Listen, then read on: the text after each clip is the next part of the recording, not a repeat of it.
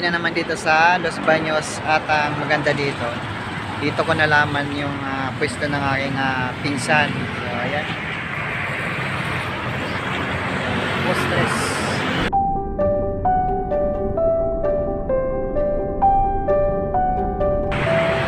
Sa mga gusto pala mag-business ng water station, so dito lang yan. Meron kaming may kamag-anak ako na merong supplier.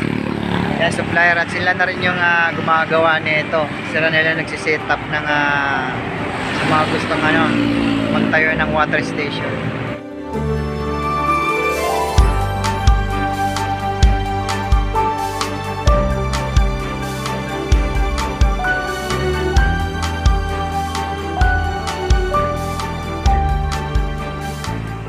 Mga kapap, makikita nyo, kompleto sila dito sa mga items, mga tools, lahat ng mga pangangailangan kung ikaw ay magsiset up ng isang water station. So, magpapaservice kayo dito kaya Postres Marias Treatment Supply Service. Yan, kompleto sila dito guys ng mga tools. Ayan, lahat na nandito na sa kanilang branch. Ayan. At yun na nga mga kapap, ang kanilang branch ay matatagpuan dito sa highway lang po yan, sa may Los Baños.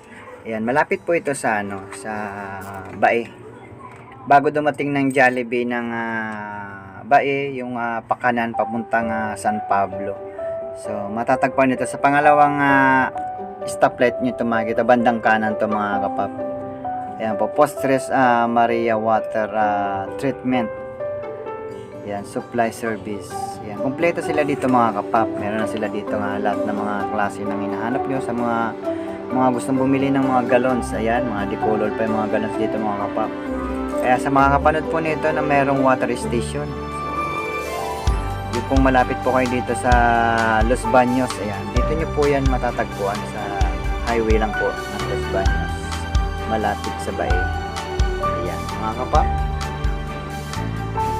So yun na nga mga kapap, katapos namin makapag-usap ng aking pinsan, binigyan niya ako ng isa pang option, regular customer. So binigyan niya ako ng assignment. So meron ako pipick upin tomorrow sa Muntinlupa, at yun ang pinunta ko na rin dito, sabay pinakilala ko na rin po yung kanyang branch dito sa Los Baños. So ngayon magsasara na si pinsan kasi magdidilim na rin po. So ayun, binigyan niya pa ako ng 1 galon. Lagayan ko raw ito ng tubig para lagi daw ako may baon na tubig pag nagbabiyaya ako.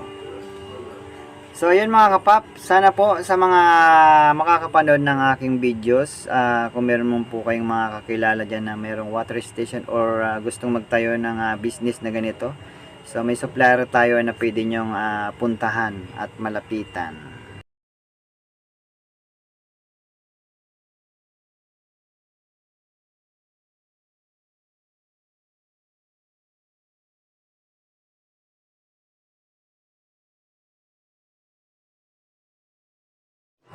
So yun na nga mga katope, after nung makapag-usap kami ng aking pinsan, ayun po, sinare ko po sa inyo yung kanyang water treatment supply services. Doon po natin matatagpuan yan sa highway sa Los Baños, bago dumating ng nasasakop na rin pala yun ng Bae, bago dumating ng stoplight.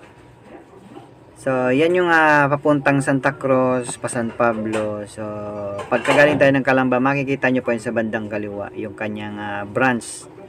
Yun po, Postres Marias Water Treatment Supply Services. Ayan mga kapap, sa mga baka meron tayo mga kapap dito na yun nga po, yung mga taga dito sa Laguna, lalong lalo na sa Los Baños, Santa Cruz, Bae, Victoria. Ayan, ito po, sana kung mapanood nyo, ayan po, sinare ko po sa inyo na baka kayo ay naghahanap ng isang negosyo about sa water station. Ayan, yun po, comment lang po kayo dito sa akin para may share ko po sa inyo yung link ng kanyang apps location. Yun po mga katupid.